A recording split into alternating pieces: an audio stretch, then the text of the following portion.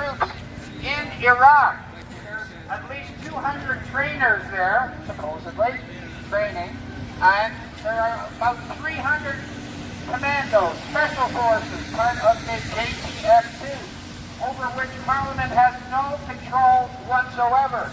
So there are about 500 Canadian troops in Iraq, and in our opinion, in the Hamilton Coalition, Stop the War, they're not there to help the Iraqi people. They are there to help the U.S. occupy Iraq. And, thank you, sister. And so we say, as you can see on the banner there, we want Mr. Sanjan to hear. He says he needs a special invitation to do so. But so let's make this a special invitation. Bring the troops home. Bring the troops home. Bring the troops home now. Bring the troops home now. Bring Canadian troops home from Iraq now. Bring Canadian troops home from Iraq now. Thank you, brothers and sisters. So I'm going to turn over the microphone, so to speak, to Brendan Stone up there.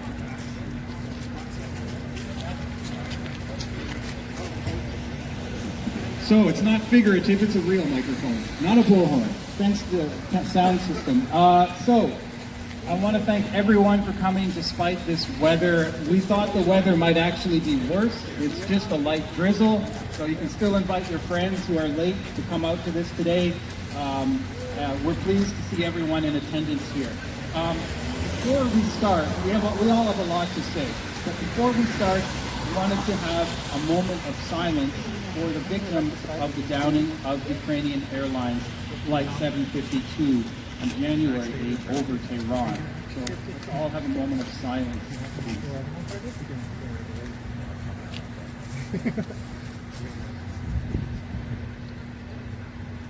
Thank you. Now, we're here today on the global day of protest for no war on Iran. And this is on the traditional lands of the Haudenosaunee and Anishinaabe peoples, in solidarity with Canadians in 13 cities from coast to coast, brothers and sisters in over 210 cities around the world. Now, these are our slogans that we'll be using today. I'll just read them out to you. You'll hear them later on. No war on Iran, bring Canadian troops home from Iraq, hands off Syria, and Canada out of NATO. So let's hear that chant from earlier, the one in, let's make it so they can hear this in Ottawa, okay? No sanctions, no war, throw Justin Trudeau out the door. No sanctions, no war, throw Justin Trudeau out the door. No sanctions, no war. Throw Justin Trudeau out the door. And there is an email list circulating. Howla Ibrahim has it if you want to get on the email list. Talk to Howla. Now, first of all, before we start, we have our treasurer of the coalition, but he's already spoken at the moment. So okay. In 5 minutes, we are going to have the Extinction Rebellion singers, and you're going to hear a little bit more about that later. They're just getting ready. They arrived just in time. But I think coming up now, we have Kevin McKay, professor at Mohawk College. Now, I know Kevin. A lot of us, most of us here know Kevin. He's been a valuable part of anti-war activity in Hamilton for a long time. Way back in 2002, in the run-up to Bush and Blair's attack on Iraq, Kevin used the Sky Dragon Center as a venue to gather people in Hamilton together in ones and twos to start a movement in this city here to oppose that oncoming war in Iraq. And because of people like Kevin, we were able to eventually amass hundreds and hundreds of people to come out to rallies and demonstrate here in the streets, go right down by First Ontario Centre, go block streets, all sorts of things, thanks to patience of organizers like Kevin. So, Kevin, thank you very much for speaking on our behalf and your behalf at Sky Dragon Centre today.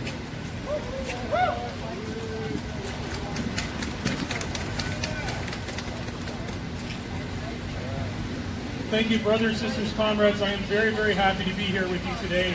I think it's incredibly important that we're speaking up as people, and especially as working people, about the kind of really gangster system that the United States represents and that NATO represents around the world. The kind of wars, the kind of regime change operations, it literally is organized crime. I mean, this is the kind of world system that we're experiencing right now. It does not serve working people, and it's not supported by working people in Canada or in the United States. These are wars for the rich, they're wars for the 1%, and they have to end. And I think it's very important that we have to speak, especially to our government. Too often the government of Canada provides flimsy cover, you know, that is sort of moral justification for naked imperialism. When our government refuses to speak up against the extrajudicial assassination of a general, you know, beloved by the Iranian people, when our government refuses to speak up about coup attempts in Venezuela, about the assault on the Syrian people that's been transpiring over the past, really, almost 10 years, we have to have a government in Canada that respects the rule of law, that respects the right of states to be sovereign and to determine their own future. And so I think we have to call on, I mean, the government of Justin Trudeau, we know that's a hard fight there, right? I don't think they really care too much about the rule of law and about peace and about justice. We have to put pressure on the NDP. We need to see them speak up. We need to see them out here. And we have to keep mobilizing and organizing in the streets. The last thing I want to say is, as a professor at Mohawk College, when we are speaking to the youth and we're dialoguing with them about the world today, I think it's incredibly important that we are clear about what we're dealing with.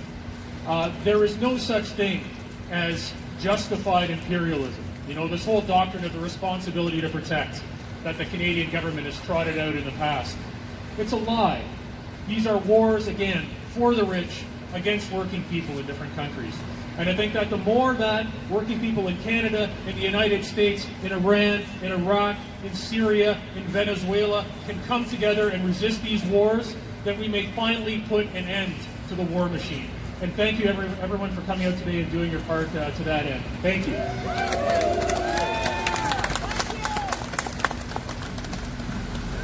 Thank you, Kevin. What a great way to get things started. And that was a great talk. And this shows why you need to develop activists in your city. Speaking of which, coming up next, we have going in a government mission to reduce the tension in the Middle East, also to continue with the strategy how to fight ISIS and expel Al-Qaeda, both created by the U.S. government. Yay! And what's funny though, I was watching CNN this morning and about the impeachment of Donald Trump. They're impeaching him because he interfered with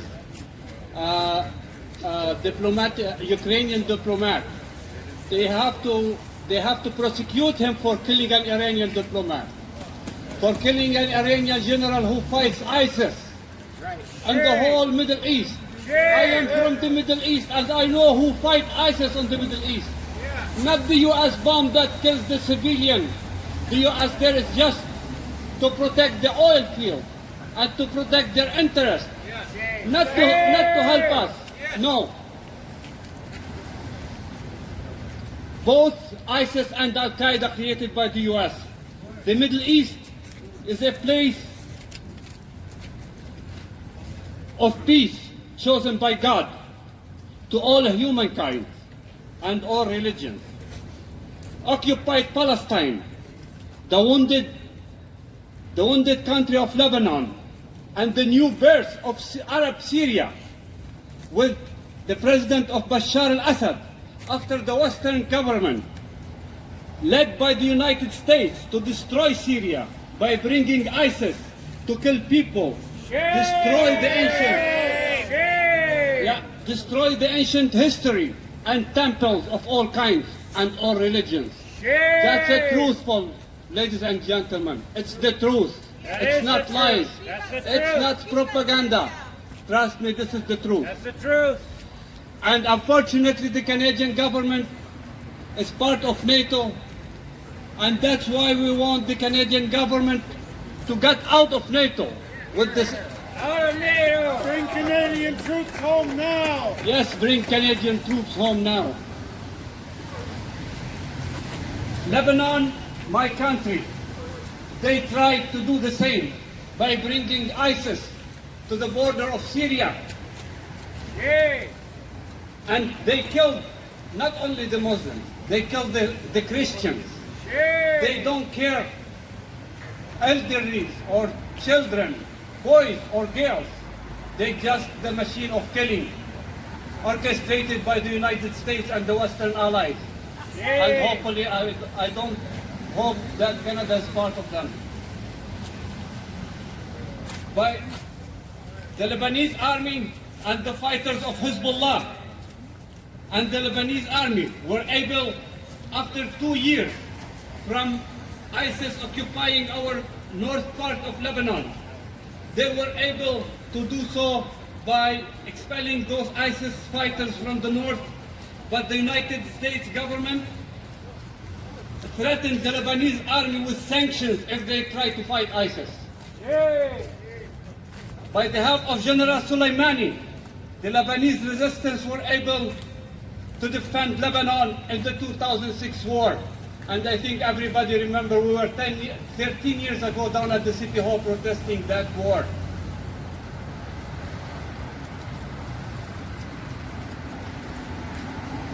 It's because of General Soleimani, the Iraqis, the Syrian and the Lebanese were able to defeat ISIS, not the United States bombs.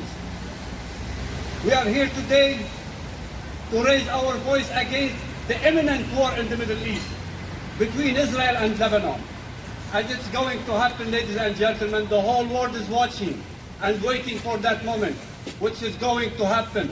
We're asking our politicians in this city of Hampton, the beloved city of us, to interfere with the Canadian government to go and trying to stop this imminent war in the Middle East. It was a very shameful moment when I watched 2 weeks ago the Canadian ambassador in Israel congratulating and encouraging Canadian citizens in Israel to join the Israeli army, not for peace mission, but to kill more Lebanese and more Palestinians.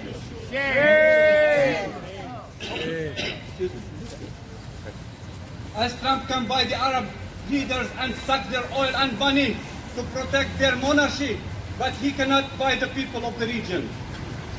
The people of the region want the U.S. and all foreign troops out of their countries now. Thank you for attending. Thank you very much.